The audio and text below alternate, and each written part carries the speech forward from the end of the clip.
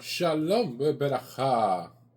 Vamos a continuar con el ciclo de lectura y estudio de la Torá en nuestro año 5784. Empezamos con el quinto libro de la Torá, el libro de Devarim, y vamos a continuar donde nos habíamos quedado el año pasado. Dice: Achazar Yom Mechoreh Derechar Seirat Kadesh Barnea. 11 días hay desde Joref, camino del monte Seir, hasta Kadesh Barnea. Una expresión sencilla con mucha profundidad. Porque se podría pensar, ¿no?, que hay 11 días si usted camina desde Joref, una zona determinada, camino al monte Seir hasta llegar a la región de Kadesh Barnea. Pero la cuestión es que ese 11 días, ese número 11 tiene un significado especial dentro del judaísmo, un significado oculto en el cual vamos a hablar un poco de eso hoy. La cuestión es de que existen 11 niveles en los cuales la tefilá puede llegar al cielo, al Shamay. Hay 11 niveles en que la persona puede ascender espiritualmente llegando al cielo a través de su tefilá.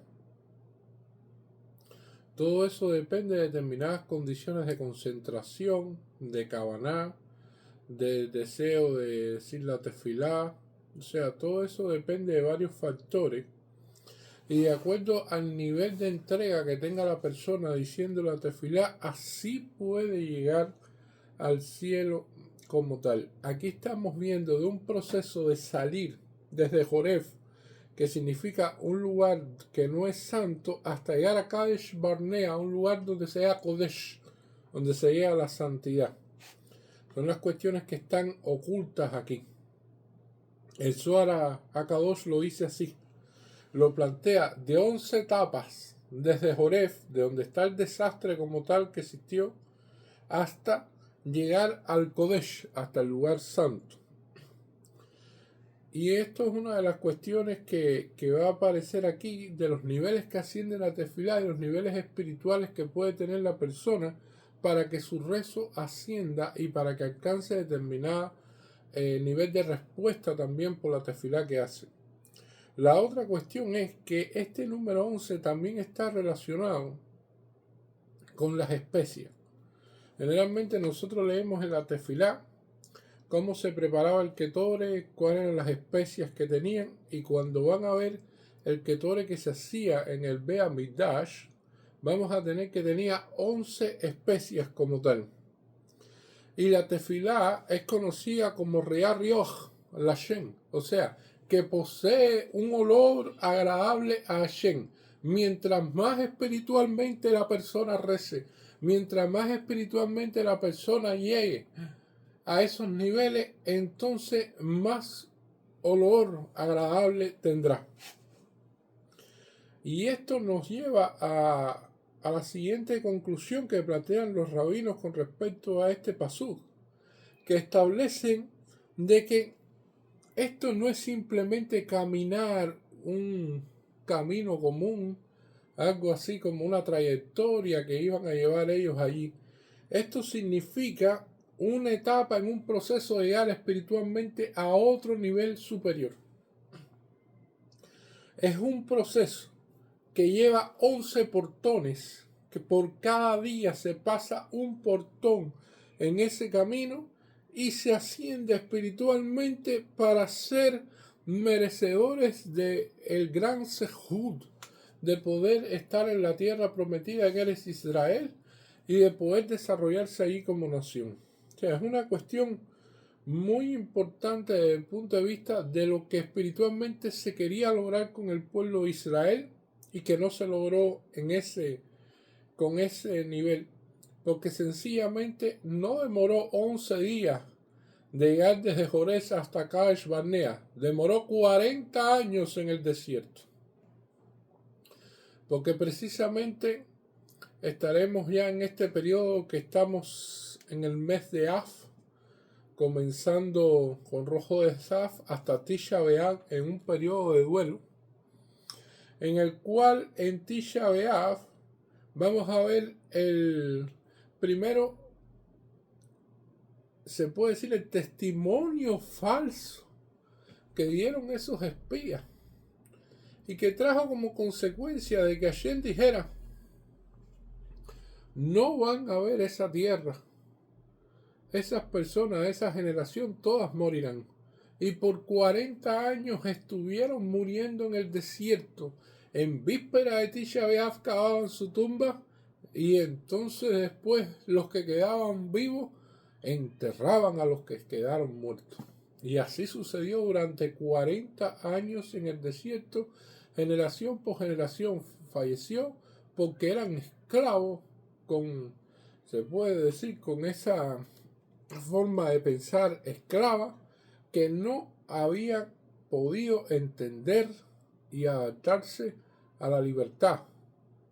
Y por lo tanto, era una generación que no podía quedarse en el proceso de poder llegar a la tierra de Israel, sino que tenía que morir allí para que entonces surgiera una generación nueva, con un nuevo tipo de pensamiento hacia la libertad, con nuevas formas de enfrentarse a la vida, y que tuviera el deseo de ir hacia Eres Israel y obtener la gran recompensa que Hashem tenía para su pueblo Israel. Esto es una de las cuestiones interesantes que se relaciona este pasuk con la historia también y con el hecho de lo que estamos conmemorando y lo que estamos viendo durante este periodo.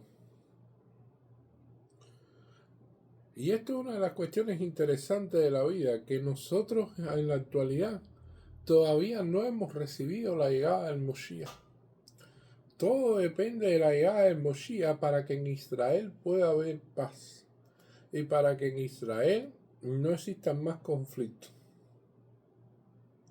Por eso muchos tenemos que tener en cuenta durante esta fecha, y tenemos que cumplir con todo el proceso de duelo y con todo el proceso de ayuno en Tisha B'Av, para que recordemos todas estas cuestiones de cuánto nos afecta, porque ese día también fue destruido el primer templo y el segundo templo de Jerusalén, y que pidamos la reconstrucción del tercer templo y que pronto lo tengamos, y que venga Moshiach Tzidkeinu para lograr precisamente obtener la paz que tanto se ansía y que solamente podrá llegar a través de Moshiach. Ahora, la pregunta que hacen nuestros sabios con respecto a esto, dicen: bueno, ¿y por qué se destruyó el Beit Hamikdash? Es una pregunta que aparece en la Gemara, en el Maseje Nedarim 81. Y los sabios responden: porque había odio gratuito entre los Yehudim en aquella época. Sinán. ¿Y por qué entonces se destruyó toda la tierra? Esa es la otra pregunta que hace. Y cuando se le preguntaron a los sabios con respecto a esto, ellos no sabían. No pudieron contestar, estuvieron esperando a ver qué podían decir y dijeron: bueno, no sabemos por qué se destruyó toda la tierra. Sabemos que Beit Hamikdash se destruyó por producto del odio gratuito entre judíos, pero no sabemos por qué se destruyó toda la tierra. Y a la vez se le preguntó a los profetas, y los profetas, que tenían un nivel superior de conexión a Hashem, tampoco pudieron decirlo. Y finalmente le preguntaron a Hashem: ¿por qué se destruyó toda la tierra? Y entonces la contesta fue la siguiente: abandonaron a la Torá. No se encaminaron en los caminos de la Torá. No decían la bendición de la Torá. ¿Y esto qué significa? Porque todos los días en Shacharit nosotros decimos Al Divrei Torah, o sea, hacemos el servicio Shacharit y hacemos la bendición de la Torá diariamente. Forma parte de las primeras bendiciones matutinas que se hace diariamente, pero no es sencillamente decir una bendición, es que no se le daba a decir, no se le daba la importancia a la Torá para decir una bendición por ella. Más allá de decir el Divrei Torah.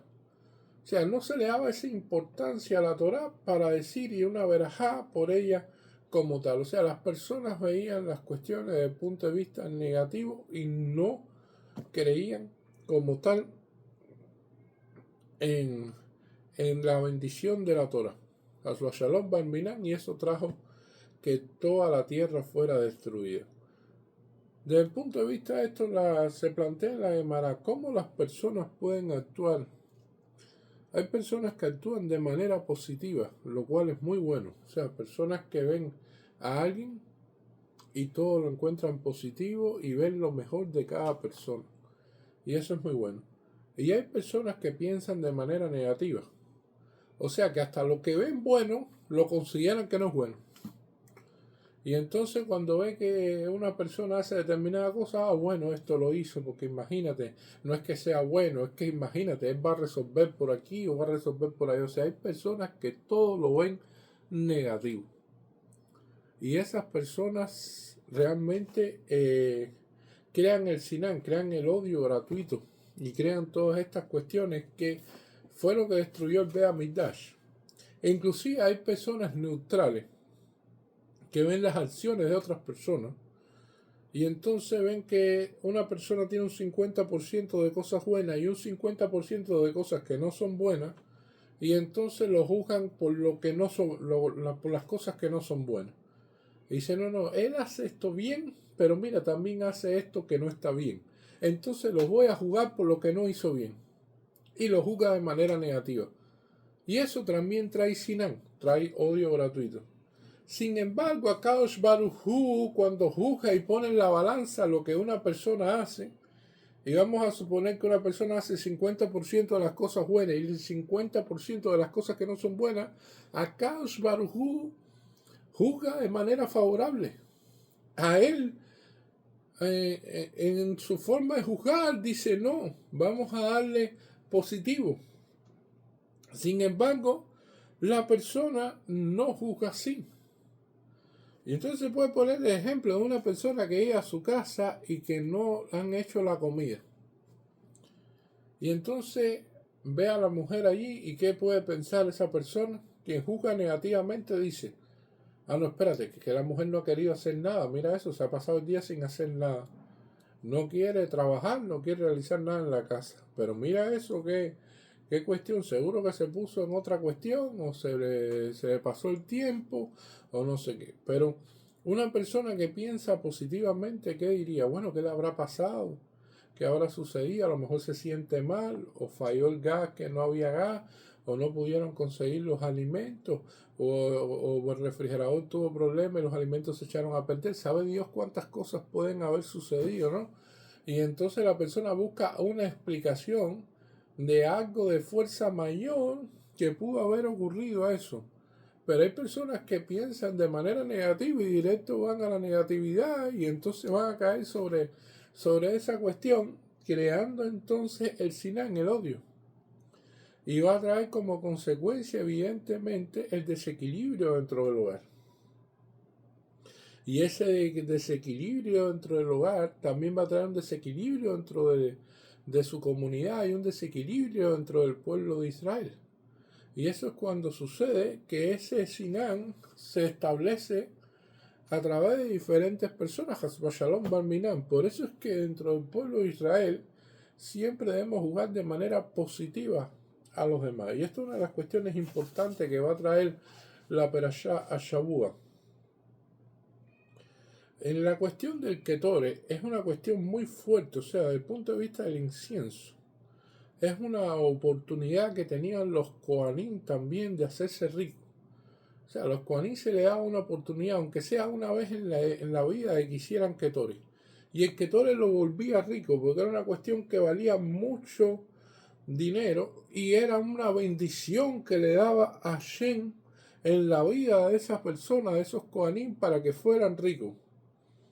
Y esa es la posibilidad de que tenía la verajá de la riqueza. ¿Y cuál es la persona que tiene la verajá de la riqueza? Esa es una de las cuestiones interesantes que nos va a plantear aquí. Es la persona que Hashem lo mira y dice, voy a compartir la riqueza con él. Y no es sencillamente el que más trabaja, el que más se esfuerza, el que más se puede decir está dispuesto a hacer cualquier cosa por dinero, porque no es así. Hay personas que trabajan muchísimo, que se esfuerzan muchísimo, pero al final no ven tanto dinero como otras personas que no tienen que esforzarse tanto por trabajar. Y la gente se preguntará, bueno, ¿y cómo es posible eso? Porque hay una persona que tiene la bendición de Hashem y el dinero le entra de una manera fácil, lo puede resolver, Dios lo bendijo de esa manera, de que resolviera el dinero de una manera mucho más fácil que los demás y que no tenga que tener tanto esfuerzo físico, sino que esa persona lo que tiene es un nivel espiritual muy grande.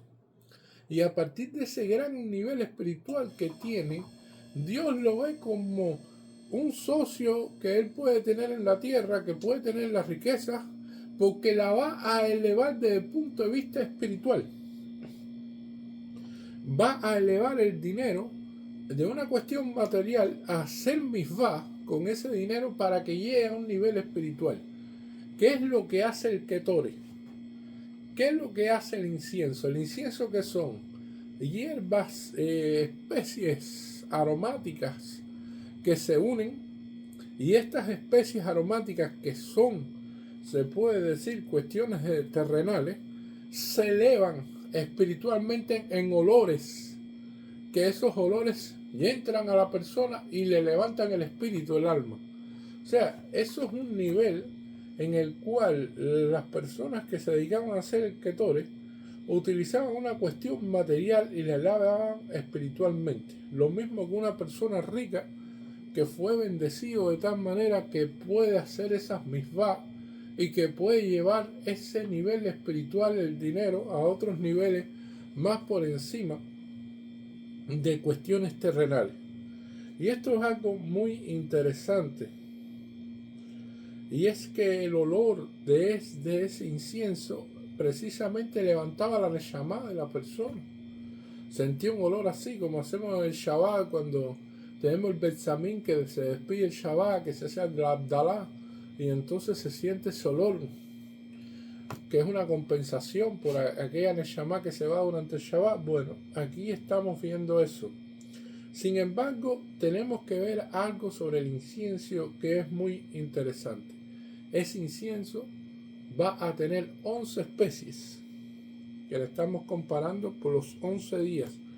Pero vamos a ver que esas 11 especies no todas huelen bien. Hay una especie en Boná que no huele bien. Hay 10 especies que huelen bien y hay una que no huele bien. Sin embargo, cuando se unen las 11, huele exquisito. Entonces la pregunta es, ¿cómo es posible eso? Y entonces los sabios responden con respecto a eso, de que cuando existe alguien dentro del pueblo de Israel, que cuando lo vemos como persona independiente, no es tan bueno como otros dentro del pueblo de Israel, pero cuando se une con todo el pueblo, entonces ya lo que sobresale es lo bueno. Ya no se ve la persona como tal, porque cuando se ve Israel en su conjunto, por supuesto que lo que sobresale es lo bueno, porque es un pueblo santo, un pueblo elevado, y entonces eso es lo que se ve. Cuando se ve la persona sola, entonces la persona quizás no sea tan buena, quizás tenga determinados problemas, quizás tenga determinadas actitudes que no son correctas, pero cuando la persona se ve en su conjunto como pueblo, entonces sobresale todo lo bueno, se mezcla dentro del pueblo y lo que se ve es lo bueno, no se ve lo negativo de una persona en particular. Y esta es la cuestión de que se une una especie dentro de esas 10 especies y cuando sale ese olor como tal, huele divino, huele que eleva el alma y por lo tanto el olor negativo no sobresale sobre los demás olores cuando se ligan. Y esto es una de las cuestiones que se ve dentro del pueblo de Israel, en el cual siempre tratamos de sumar y se ve la inclusión de todos dentro de nuestro pueblo santo. Y esta es la cuestión de lo que tenemos que nosotros ver constantemente. Y es una de las cuestiones que a veces de lo que es negativo se pueden obtener lecciones positivas. Y esto es una de las cuestiones que nuestros rabinos a veces han explicado, que tiene que ver con respecto a una persona que quiere enseñarle a su hijo lo malo que pudiera ser, por ejemplo, beber bebidas alcohólicas. Y entonces, ¿cómo le enseña eso al hijo? ¿Cómo puede hacerle entender al hijo de que beber es malo? Entonces toma el hijo, lo lleva a un viaje educativo, lo lleva a un lugar donde están con personas alcohólicas que están bajo tratamiento y que estas personas empiezan a contar cómo ha sido su vida y cómo su vida por supuesto que han tenido problemas y cómo han caído en un profundo vacío, en una profunda depresión y cómo su vida realmente está en un nivel muy bajo debido al alcoholismo y cómo están tratando de salir de ahí.